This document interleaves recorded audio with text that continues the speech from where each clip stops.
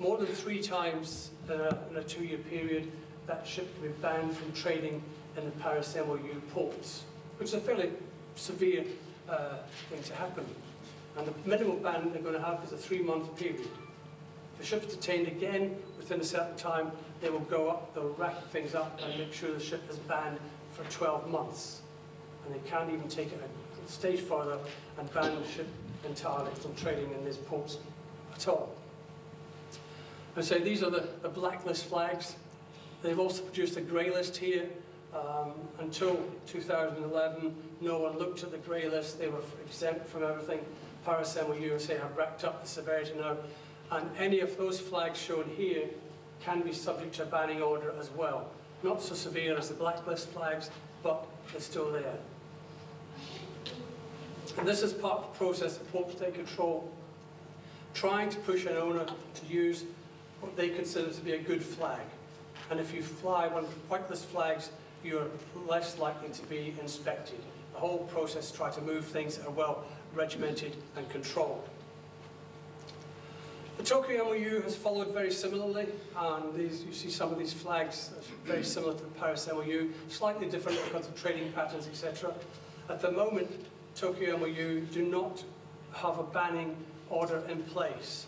However, that will change next year, and they are talking now that they will have very similar to Paris MOU in the next year and move on. The US Coast Guard also have the black, grey and white list, slightly different, as our US friends always do things slightly differently. They have the 7 pointers, which is equivalent to the black, the 2 pointers are the grey, and they have the Call Ship 21, which is equivalent to the white list. We're not going into that today, it's far too complicated, it takes too long to advise about it.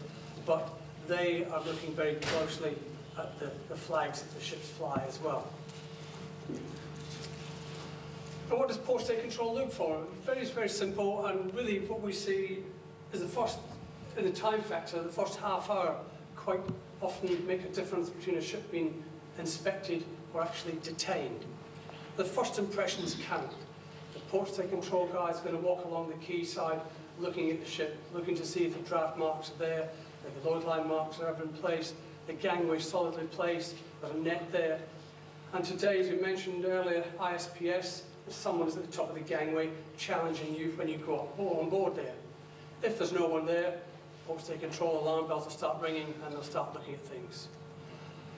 On a well-maintained ship, they're going to go and speak to the master, the chief engineer, and have a look at the training certificates, make sure everybody with STCW, they're all well trained, everybody's there, they'll look at the logbooks, all filled in correctly.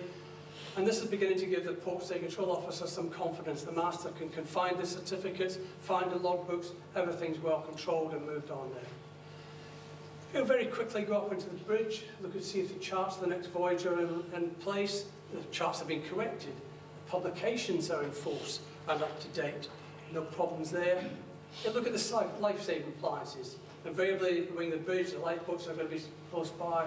He'll ask someone to test the lifeboat engine, make sure the equipment is in the lifeboat. If everything's there, confidence is building. Firefighting equipment, he'll have a quick walk around the ship, making sure the hoses are in place and the boxes. He could ask for the emergency fire pump to be tested, and if that's all right, then fine.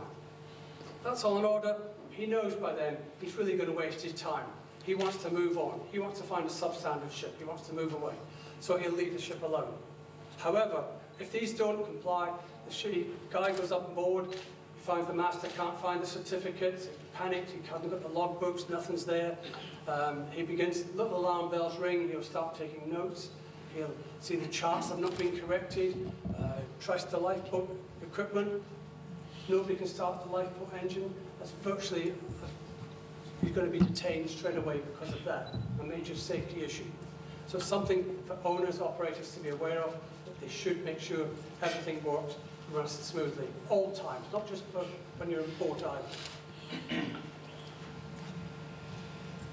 And we see some of the defects that have been found. I'd like to say that these are not all large reservoir class ships. Some are, unfortunately. Some photographs are quite old, thankfully, and these ships have moved on. You see from here, very much the fire holes in the fire hoses. That's never going to put out a fire if you've got hoses like that. Fire dampers are an issue which continually haunt everybody. You can't see behind vents sometimes. Ships going down to Australia continually pitch up on fire dampers. Fire dampers are blocked open. They're not going to work. And equipment to see these isolating valves. And here again, fire hose boxes. If you can see it, you don't usually find an emergency happens at night. Ship bouncing over the ocean somewhere, heavy weather, it's raining. You try and undo these nuts to open that firebox.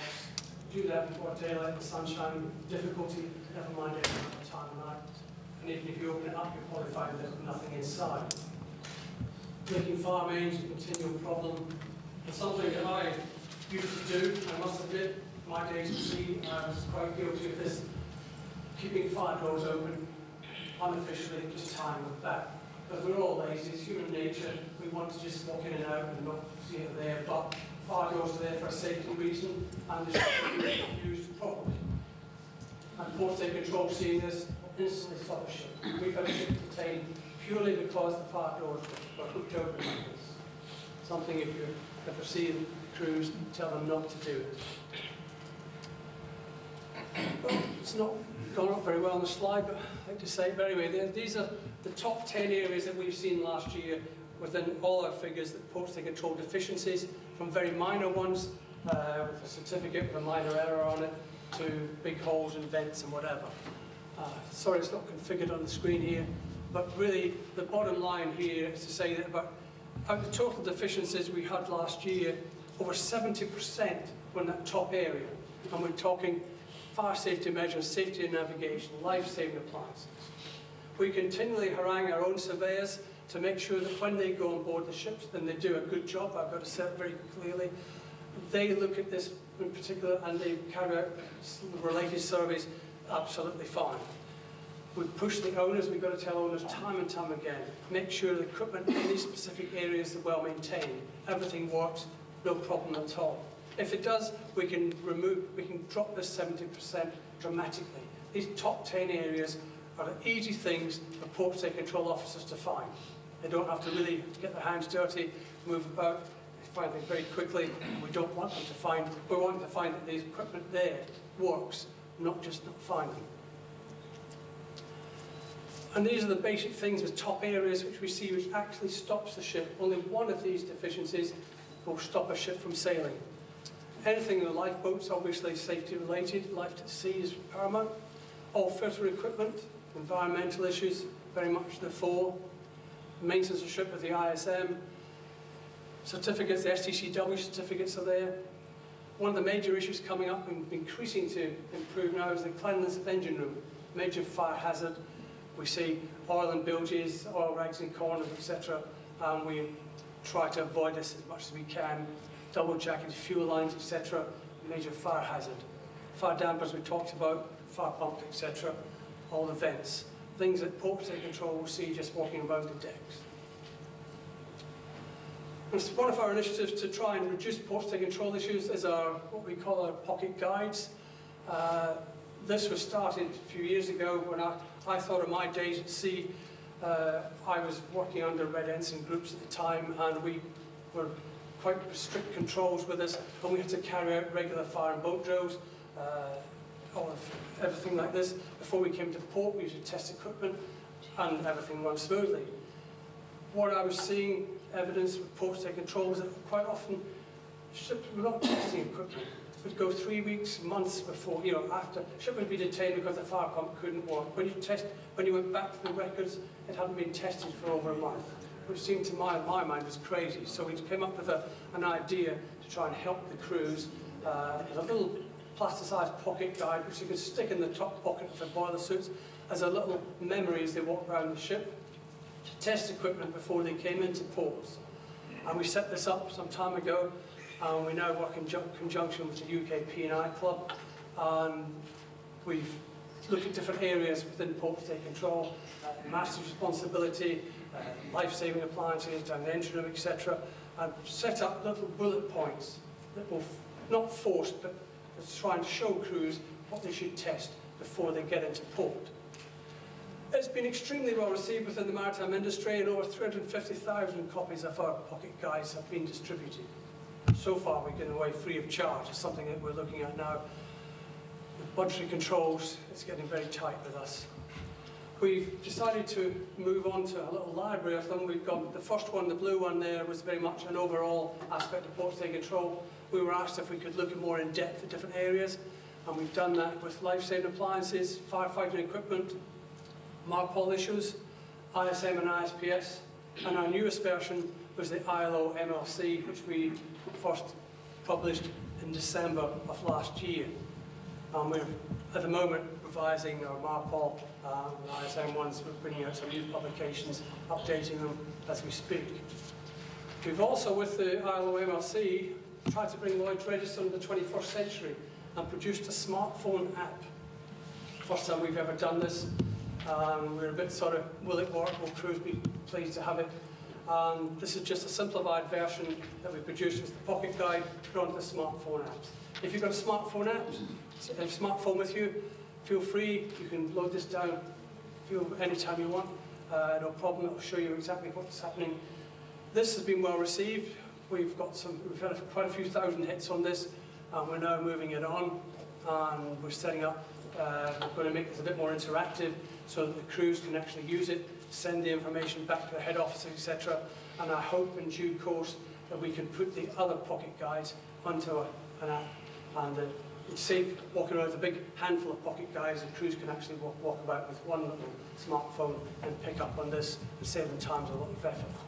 We know this can't be used on LPGs, tankers, etc., but the rest of the industry has picked it up and likes it, and we like to think positively we're moving on with it.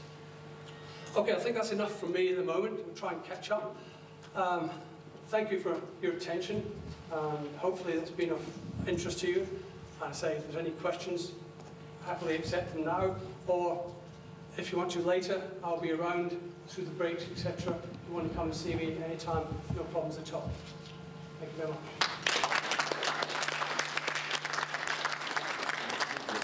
Jim, thank you very much indeed for taking us through all those issues so clearly, and it's a useful reminder for even those of us that live and breathe this kind of stuff on a daily basis. So thank you very much for that. We've got a slight change in the programme because otherwise we're keeping you from lunch, and we don't want you to get grumpy by keeping you from lunch. Our last speaker who was scheduled to speak this morning, Mike Williams, will be speaking first thing this afternoon. I hope you've been informed of that, and thank you very much for your patience. We will take a few questions, even though we're running a little bit late. Has anybody got any questions for the last speaker before he sneaks out the door for Jim Barclay at all? Yeah, okay. And may I say, because we're short of time, you will have the opportunity to talk to the speakers over lunch, okay? So you can have if you want to be controversial, you can have a one-to-one over lunch as an alternative. Has anyone got a question for Jim? Over here. Excuse me while I cough away. Hello, Mr. Jim. Good afternoon, everyone. My name is Francis Isong. I'm an alumni, and I'm an incorporated engineer with the Engineering Council of the UK. My question is brief, really. It's about MLC 2006 that you've just mentioned that is coming in August this year. Are the port state inspectors going to be aware, or are they going to be trained with the new regulations? And because we are going to be presuming that they're going to start their work as soon as MLC 2006 comes into force. Are they trained enough to carry out the new regulations in this MLC 2006? Thank you. Okay, thank you for that. Yes, it's going to come into force with a vengeance next week.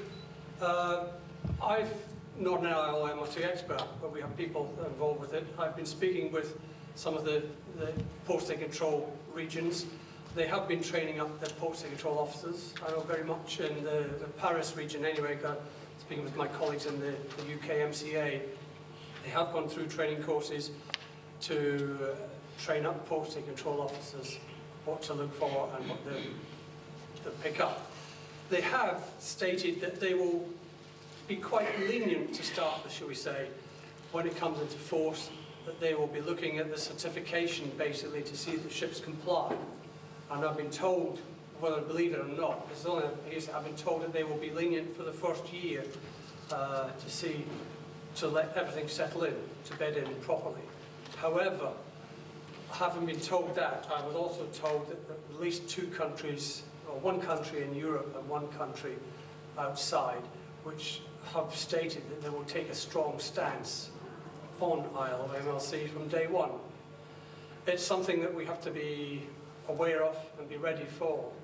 But as far as I know, most of the port state regimes have trained up their people and they have a good idea and what they're looking for. And bear in mind that most of the port state control officers are ex-masters chief engineers, so they're not coming fresh from an office, etc. There are some regimes where it's a bit like that. So hopefully they know what they're talking about. Sorry, That's all right. Just an overview on it. I've had a brief idea of some of the changes. Happens to concentrate more on seafarer training. And the question is, how are they going to be able to gather information from the seafarers themselves to be able to ascertain if the ship owners are actually looking after the seafarers? Well, I can't go into great detail about how they're going to do it, because I'm not an expert. When they go on board, they'll be interviewing crews and go on. I know our own ILO MLC inspectors do that when they're looking to issue the certification now. It's a bit like ISM. When you're going around, you're looking to see the ship is up to standard.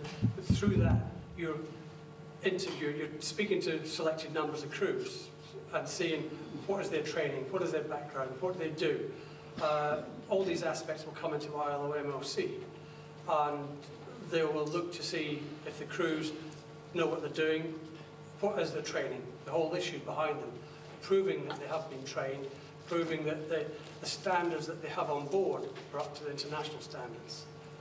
All through different spot checks they'll be doing this. Jim, is it fair to say that the MLC really just puts a framework around a number of standards that are already in place and groups them together? It does really, because when we look at figures of port state control before MLC comes into force, port state control are looking at ILO already. They're looking at the cleanliness of the galley, they're looking at seeing the shower heads are in place, the standards of the accommodation. It's something which we as a class societies don't usually look at, but they have considerable time looked at it. And we looked at figures, and up till now, about 9% of all deficiencies in our fleet have been ILO related already. So this is through issues from STCW, issues from cleanliness of galley, cleanliness of accommodation, etc., that ports are picking up now. From next week, they can pick up from even more. So our concern is a bit like your concern as well. Have they been properly trained? Do they know what they're looking at? We only hear that they've been properly trained. Proof of the pudding is in the eating, when they actually start to try to enforce it. And I think the whole industry is waiting with a bit of bated breath to see how this comes up and how we will move on with it. It's going to be interesting times, that's for sure. Jim, thank you very much indeed for your presentation, and thank you for that very informed and insightful question, which is very topical at the moment. Now, I know that I've got some friends over here desperate to ask some questions, but I'm very sorry that we are really running late, and I can smell something burning, and I'm worried it's our dinner. And I don't want to be keeping you from lunch. So before we go, can we please just thank all our speakers this morning, who've been excellent.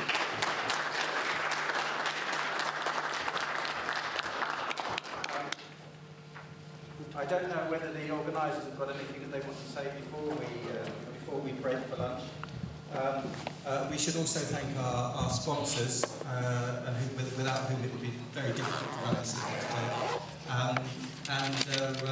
For those of you that haven't been able to ask your questions, please do do speak to the speakers individually over lunch, and if we've got time left later on today, we'll try and get back to you. So please, can you be back at 2 o'clock? And lunch is in the restaurant, and I hope very much you enjoy it and look forward to seeing you shortly. Thank you very much for your attention this morning.